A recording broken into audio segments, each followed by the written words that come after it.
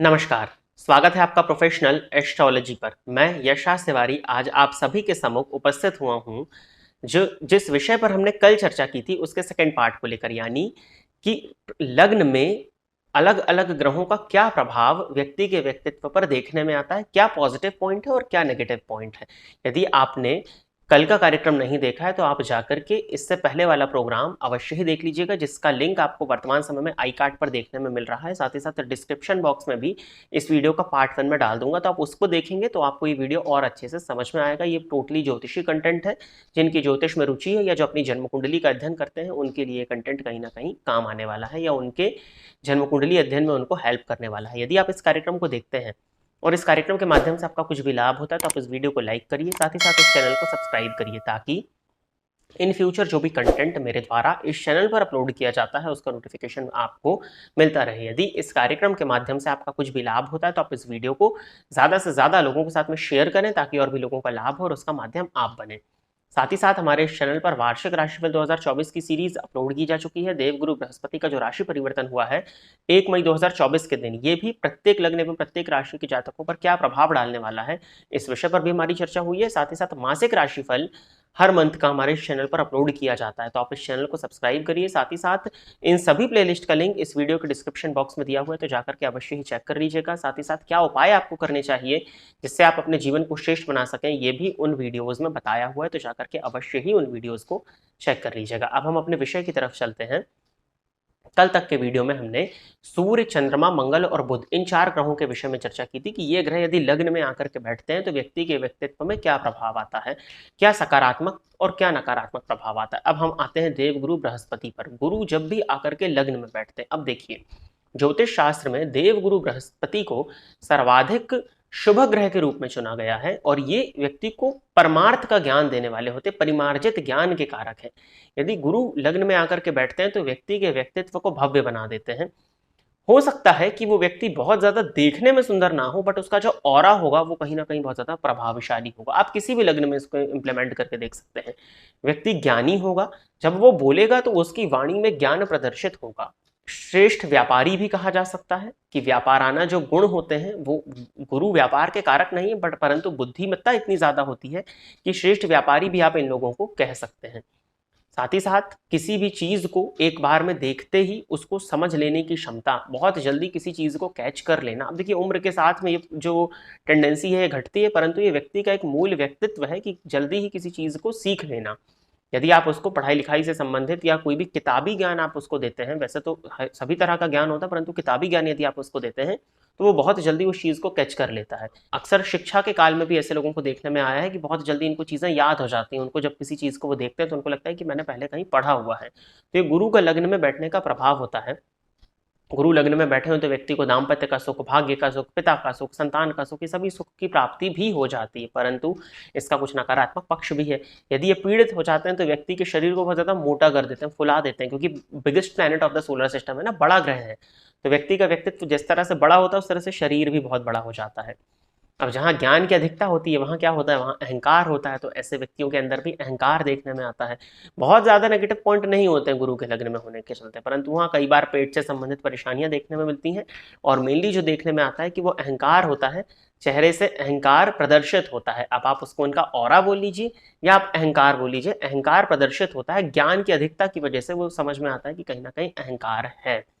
तो ये चीज होती है, कई बार देखने में आता है कि ऐसे लोग दूसरों की फिर सुनते ही नहीं है। उनको लगता है कि हमारा ज्ञान ही सर्वश्रेष्ठ है, वो किसी के दूसरे ओपिनियन को भी नहीं सुनते हैं। जब गुरु अत्यधिक बली हो या पापक ग्रहों के संबंध में आते हैं, मंगल इत्यादि के संबंध में आते हैं, तो वो और लोगों की बातों को ही नहीं सुनते हैं। उनको लगता है कि मेरा ही ओपिनियन बेस्ट है। तो ये कहीं ना कहीं परेशानी का कारण है, ये एक नेगेटिव पॉइंट है कि आपका जो जीवन का उद्देश्य है सीखना, उसमें कहीं ना कहीं ये व्यवधान उत्पन्न कर रहे हैं। तो ये इसमें नेगेटिव पॉइंट है सिक्के का दूसरा पहलू। शुक्र यदि लग्न में आकर के बैठते हैं तो शुक्र भी ज्योतिष शास्त्र में सर्वाधिक शुभ ग्रह है। ये परमार्थ का ज्ञान तो नहीं देते परंतु ये स्वार्थ का ज्ञान देते हैं, बट है ये भी शुभ ग्रह, ये भी गुरु ही है, ये दैत्यों के गुरु हैं। इनका भी जो अल्टीमेट मोटिव है वो वही है, परंतु जो रास्ता है वो गुरु के जैसा नहीं है, वो सीधा नहीं है, वो घुमा फिरा करके साम दाम दंड भेद का यूज करके ज्ञान की ही प्राप्ति है, परंतु इसमें भोगात्मक वृत्ति ज्यादा देखने में आती है। गुरु में आध्यात्मिक वृत्ति, तो शुक्र में भोगात्मक वृत्ति। अब शुक्र यदि लग्न में बैठते हैं तो व्यक्ति का व्यक्तित्व यहाँ भव्य होता है, सुंदर होता है और आकर्षक होता है। कोई भी व्यक्ति अगर उसको देखता है तो उससे बात करने की इच्छा रखता है। कोई ना कोई ऐसी क्वालिटी होती है जिसकी वजह से लोग उसके पास में आते हैं, उससे अट्रैक्ट होते हैं। लोग इनके इर्द गिर्द बने ही रहते हैं और कहीं ना कहीं ये जहां भी जाते हैं वहां पर एक सेंटर ऑफ अट्रैक्शन बन जाते हैं या लोग इनसे जुड़ जाते हैं। बहुत जल्दी इनकी लोगों से मित्रता हो जाती है, बात बहुत अच्छी कर लेते हैं, अच्छी बात करके लोगों को शीघ्र ही प्रभावित कर लेते हैं। ये कुछ पॉजिटिव पॉइंट्स हैं।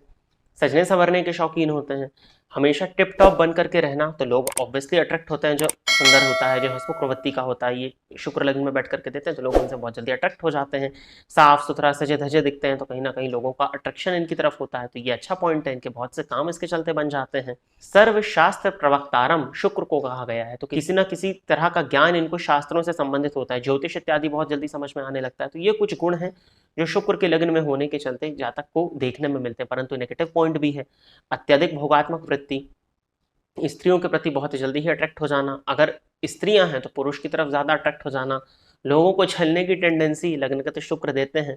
अगर ये किसी को छल भी रहे हो तो लोगों को पता नहीं चलता कि वो उनसे छले जा रहे हैं, तो कहीं ना कहीं छलने की टेंडेंसी, अपना काम निकालने के लिए सामने वाले का अहित भी हो तो भी करने को ये बहुत ज्यादा उस पर विचार फिर नहीं करते हैं, कर देते हैं कि इनका काम निकले, इनके स्वार्थ की पूर्ति हो जाए। लग्न में शुक्र का प्रभाव है, हो सकता है कि लोगों को बुरा लगे, लोग इसको माने ना, बट ये प्रभाव है और ये देखने में आता है। अति भोगात्मक वृत्ति के चलते कई बार मन का भटकाव भी देखने में मिलता है।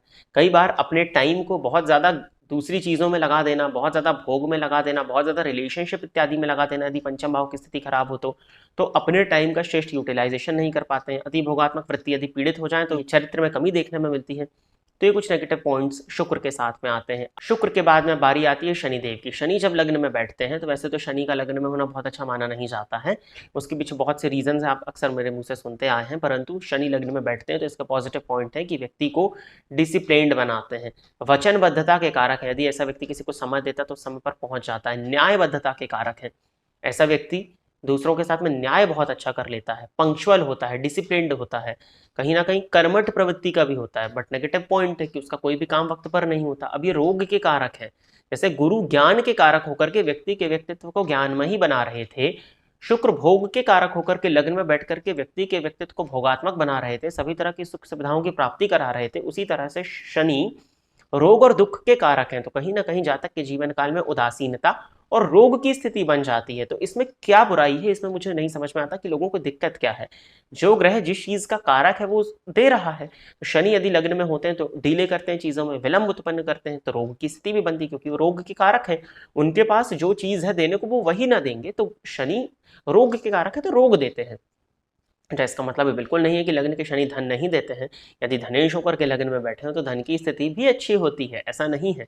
लाभेश होकर के लग्न में बैठे हुए हो और अगर उनके पास में शुभ ग्रहों का प्रभाव पड़ जाए, गुरु इत्यादि की दृष्टि पड़ जाए, तो भी वो धन देते हैं। और गुरु से दृष्ट शनि हो तो वो धन और धर्म दोनों को ही व्यक्ति को प्रदान करते हैं। परंतु उदासीन वृत्ति, नेगेटिविटी ऐसे जातकों के अंदर देखने में आती है जिनके शनि लग्न में होते हैं। कहीं ना कहीं काम भी स्लो बनते हैं, तो वो उदासीनता तो हो ही जाती है। समाज से थोड़ा कटे कटे रहना, अकेले रहना, लोनलीनेस, आइसोलेटेड डोलिनेशन में रहना इनको ज़्यादा अच्छा लगता है, पसंद ही आता है, इनकी चॉइस हो जाती है। किसी से बात ज़्यादा ना करना इनका स्वभाव होता है। अन्य ग्रहों का प्रभाव अगर लग्न पर हो तो परिवर्तन आते हैं, परंतु लग्न में ग्रहों का प्रभाव यही है। अब राहु यदि लग्न में हो तो किसी भी ज्योतिष के जो पुराने ग्रंथ हैं आप इसको अच्छा नहीं मानेंगे, भ्रमित करते हैं व्यक्ति को। परंतु आज के समय में, पहले नेगेटिव पॉइंट सुन लीजिए, आपकी भ्रमित करते हैं, कंफ्यूज्ड वो व्यक्ति रहता है। बट आज के समय में कलयुग चल रहा है, कलयुग का राजा राहु को कहा गया। लग्नगत राहु व्यक्ति येन केन प्रकार अपना काम निकालने में महारथी होता है। चकाचौंध क्रिएट करना बहुत अच्छे से इसको आता है। दूसरों से किस तरह से काम निकालना है, दूसरे को अपने हित में, अपने शत्रु को भी अपने हित में किस तरह से इस्तेमाल करना है, ये लग्नगत राहु वाले को बहुत अच्छे से आता है। मैनिपुलेटिव नेचर, बहुत जल्दी अपनी बातों से दूसरों को प्रभावित करना और दूसरों को अपनी बात में ले लेना, लग्नगत राहु का बहुत अच्छा प्रभाव है। पब्लिक को अपनी तरफ आकर्षित करना, भीड़ को पूरी अपनी तरफ आकर्षित करना। ऐसा व्यक्ति कुछ बोले पूरी भीड़ बैठ करके सुने कि क्या बोल रहा है, तो ये लग्नगत राहु का प्रभाव है।